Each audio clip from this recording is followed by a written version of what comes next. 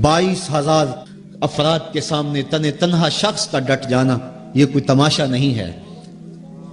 72 افراد کے زخم کلیجے پہ موجود ہیں، اور اپنے بھائیوں، بیٹوں، بھتیجوں اور بھانجوں کے لاشیں اٹھا کے آپ خیموں تک لا چکے ہیں۔ آپ کے ہاتھوں کے اندر علی اصغر دم توڑ چکے ہیں، اور جوان علی اکبر آپ اس کو اٹھا کے خیمے تک لا آئے ہیں۔ تو اتنی جرأت اور اتنی پامردی کے ساتھ 71 لاشیں لائن کے اندر پڑے ہیں۔ گھر میں ایک میت ہو جائے سارا شہر سنبھالا دینے والا ہوتا ہے، پھر بھی دکھ نہیں تھمتا۔ کہتے ہیں چھوڑ دو، اس کا کلیجہ کٹ گیا ہے، اس کا جوان رخصت ہو گیا ہے، اس کے سینے کا چین لٹ گیا ہے، سلام کرو حسین ابن علی کو۔ 71 لاشیں لائنوں میں لگے ہوئے ہیں، بے گور و کفن لاشیں پڑے ہوئے ہیں، اور ادھر خیمے کے اندر پردہ داروں کے پردے کا بھی لحاظ ہے۔ لیکن پھر جب گھوڑے کی زین کو کس کے میدان کربلا میں نبی کا نواسا نکلا، جب 3 دن کا پیاسا کربلا کے ریگزار کے اندر، میدان کربلا کے اندر ذوالفقار تلوار لہراتا ہوا آیا، شبیہ رسول کریم کی تصویر جب میدان کربلا میں حضرت امام حسین تلوار کو لہراتے ہوئے آئے تو آواز آ رہی تھی، یہ کون ذی وقار ہے، یہ کون شاہ سوار ہے، لباس ہے پھٹا ہوا، لخت کٹا ہوا، تمام جسم نازنی چھدا ہوا کٹا ہوا، پھر بھی ہے ڈٹا ہوا، یہ نبی کا نور عین ہے، یہ بالیقین حسین ہے۔ تو حضرت امام حسین رضی اللہ تعالیٰ عنہ نے کس انداز کے ساتھ جبر کے خلاف پوری قوت سے کھڑے ہو کر کے دنیا کے سامنے اپنا اسوہ رقم کیا، اور گھوڑے کی زین سے جب فرش زمین کی طرف آئے، حضرت امام حسین رضی اللہ تعالیٰ عنہ کا آخری وقت سر جو تھا وہ سجدے میں تھا، اور سجدے کی حالت کے اندر دست قاتل نے سر حسین کو تن حسین سے الگ کیا۔ یہ دنیا کے سامنے حضرت امام نے اپنا اسوہ رکھا کہ یہی تو پیغام میں دینے آیا ہوں، یہی تو جو ہے وہ تحریر میں نے کربلا کی ریت پر اپنے خون سے رقم کرنی تھی کہ یہ سر کٹ سکتا ہے لیکن جھکے گا تو صرف اپنے مالک کی چوکٹ پہ جھکے گا، یزید کے سامنے یہ سر جھک نہیں سکتا ہے۔ تو حضرت امام حمام رضی اللہ تعالیٰ عنہ نے کربلا کے تپتے ہوئے ریگزار میں جب 72-73 لاشیں خیموں کے سامنے پڑے تھے اور اتنے زخم کلیجے پہ تھے، راوی کہتا ہے کہ جب آپ کی قمیض اتاری گئی تو 113 سوراخ اس میں تیروں کے تھے، 33 زخم نیزوں کے تھے، 34 گھاؤ تلواروں کے تھے، اتنے زخم جسم کے اندر، اور جسم چور ہے زخموں سے۔ لیکن حضرت امام حسین نے جب پیشانی سجدے میں رکھی تو آخری لفظ یہ تھے، اللہم رضن بقضائک وصبرن علی بلائک تسلیما لامرک سبحان ربی الاعلی۔ مالک تیری تقدیر پہ راضی ہو گیا ہوں، مالک زخم سے پہ بھی میں مسکرا رہا ہوں، مالک تیری طرف سے جو دکھ آئے میں نے ان کو قبول کیا، جے سونا میرے دکھ وچ راضی تو میں سکھ نو چلے ڈاواں، مالک میں سب کچھ قبول کیا، حسین تیری رضا پہ راضی ہے، میرے مالک تو بھی بتا تو بھی حسین پہ راضی ہوا ہے کہ نہیں ہوا ہے۔ آواز آ رہی تھی، اس پیاسے پر علی شیر خدا کو ناز ہے، اس نواسے پر محمد مصطفیٰ کو ناز ہے، اوروں نے بھی سجدہ کیا پر اس کا عجب انداز ہے، اس نے وہ سجدہ کیا جس پر خدا کو ناز ہے۔ اے حسین ابن علی تم پر سلام، نازش آل نبی تم پر سلام۔ قیامت تک حضرت امام حسین رضی اللہ تعالیٰ عنہ نے اپنی سنت کو بطور نمونہ چھوڑا اور فرمایا وَلَكُمْ فِيَّ أُسْوَةٌ، میں اس لیے خود کربلا کے ریگزار کے اندر ایک انوکھی داستان رقم کرنے جا رہا ہوں تاکہ قیامت تک لوگوں کے لیے میری زندگی ایک نمونے کے طور پہ موجود رہیں اور جبر کے خلاف لوگ ٹکرانے کا حوصلہ رکھیں۔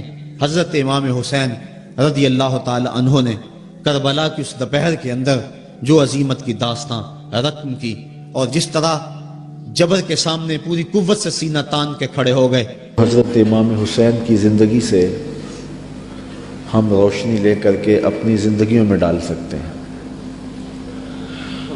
رضائے الہی کا حصول یہ امام کا مطمع نظر تھا اور اس کے لیے ان کی زندگی کی ایک ایک ساتھ گزرتی ہے۔ اللہ کی رضا کے لیے، اس کی قربت کے لیے اپنی جان قربان کر دینا اور اپنا سب کچھ لٹا دینا، یہ بندگی کی معراج ہے۔ حضرت امام حسین رضی اللہ تعالی عنہ کو پہلے سے یہ معلوم تھا کہ وہ شہید کر دیے جائیں گے. آپ کے پورے خاندان کو اس بات کا علم تھا. حضور کی زبان سے یہ بات خاندان میں پہنچی تھی، لیکن کسی ایک نے بھی آ کے حضور سے نہیں کہا کہ حضور دعا کر دیں یہ مصیبت ٹل جائے اور کربلا میں جو مشکلات آنے والی ہیں جن کی خبر دی جا رہی ہے وہ مشکلات ان پر نہ آئیں. آپ تاریخ پڑھ لیں، یہ نہ حضرت سیدہ فاطمہ نے کہا ہے، نہ مولا کائنات نے آ کے عرض کی ہے، نہ خود امام حسین رضی اللہ تعالی عنہ نے حضور کی بارگاہ میں کہا ہے، نہ حضور نے کہا ہے کہ مالک حسین سے شہادت ٹال دے، بلکہ حضور کے ہاتھ اٹھتے ہیں تو دعا یہ نکلتی ہے اللہم آت الحسین صبرا و اجرا، اے اللہ میرے بیٹے حسین کو صبر بھی بخش دے، اجر بھی بخش دے. تو حضور نے کیوں کہنا تھا کہ میرے بیٹے کو شہادت نہ ملے؟ وہ تو اس امتحان کے لیے تیار کر رہے تھے. استاد جب شاگرد کو پڑھاتا ہے، محنت کراتا ہے، تو وہ یہ کبھی نہیں چاہتا کہ میں نے جو اس کو محنت کروائی ہے اس کے امتحان نہ ہو. وہ کہتا ہے یہ امتحان گاہ میں جائے، زمانے کو پتہ چلے کسی استاد نے پڑھایا تھا. تو حضور حضرت امام حسین کے لیے دعا مانگ رہے ہیں کہ مالک اسے صبر بھی دے، اجر بھی دے. جب کربلا میں حسین پیاس کاٹے تو پھر بھی ان کی زبان پر شکایت کا لفظ نہ آئے تو لوگ کہیں واقعی پیغمبر کی زبان چوسی تھی. حضرت امام حسین واقعی حضور کے کندھوں پہ کھیلے تھے. حضور نے ایسے ہی اپنا بیٹا قرار نہیں دیا تھا. اور یہ صبر کا امتحان تھا جو حضرت امام حسین رضی اللہ تعالیٰ عنہ نے دیا. ورنہ اگر یہ چاہتے تو فرات چھلک کے آپ کے قدموں میں آ کے سلامی نہ کرتے. یہ تو حوض کوثر کے وارث کے نواسے ہیں، ایڑیاں رگڑتے تو چشمے نہ پھوٹتے. یہ تو رب کی تقدیر کو مانے بیٹھے تھے.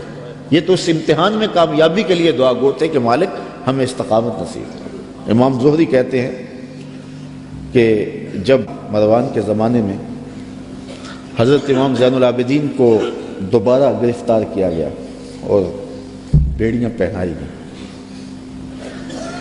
سب سے زیادہ دکھ حضرت امام زین العابدین نے دیکھے. کھلی آنکھوں سے یہ منظر کربلا کا سارا انہوں نے دیکھا ہے. کہتے ہیں واقعہ کربلا کے بعد امام زین العابدین کبھی بھی ہنسے نہیں تھے اور کبھی ٹھنڈا پانی بھی نہیں پیا تھا. شاید پانی پینے لگتے ہوں گے تو سکینہ کی پیاس یاد آتی ہوگی.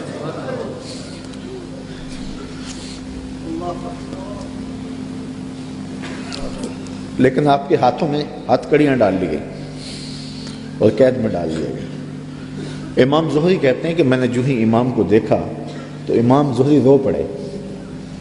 امام زین العابدین نے کہا زہری رو کیوں رہے ہو؟ میں نے کہا حضرت آپ کے ان ہاتھوں میں ہاتھ کڑیاں ہیں، پیغمبر زادے ہو، دنیا کو دین دیا ہے اور آج آپ کے ہاتھ میں ہاتھ کڑیاں ہیں. امام زہری کا دل پھٹتا جا رہا ہے.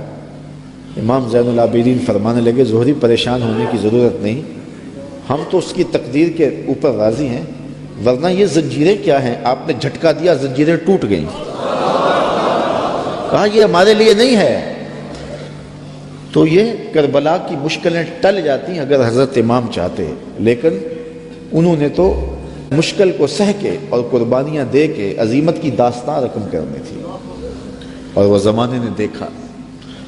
تو حضرت امام حسین رضی اللہ تعالی عنہ کی سیرت سے یہ چیز سیکھی جا سکتی ہے کہ ہم اپنے آپ کو قربانی کے لیے تیار کریں اور اپنے فکر کی، اپنی سوچ کی پرورش اس طرح کریں کہ کبھی مشکل وقت میں کھڑا ہونے کا مرحلہ آ پہنچے تو پھر ہمارے قدم ڈگمگائے نہ، پھر ہمارے پاؤں میں لرزش نہ آ جائے.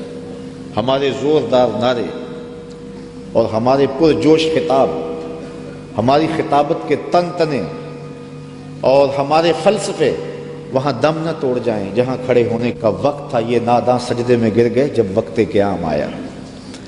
تو ہم نے اپنی پرورش حضرت امام حسین رضی اللہ تعالی عنہ کی اس فکر کی روشنی میں کرنی ہے تاکہ اگر کوئی ایسا وقت آن پہنچے تو تو پھر ہمارے قدم اکھڑنے نہ پائیں۔ لوکی سجدہ کعبے نو کر دے، لوکی سجدہ کعبے نو کر دے، ساڈا سجدہ یار پیارے نو، ساڈا سجدہ یار پیارے نو، ساڈا سجدہ یار